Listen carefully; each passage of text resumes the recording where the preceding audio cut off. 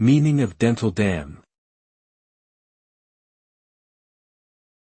Dental dam. Dental dam.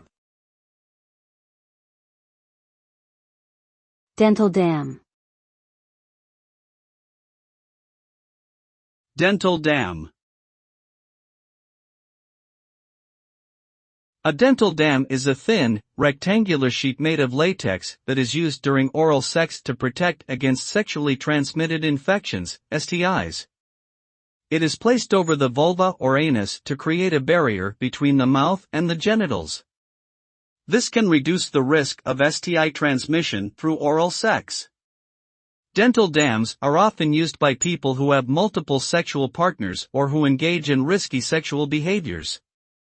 They can be purchased at most pharmacies or obtained for free from some healthcare clinics.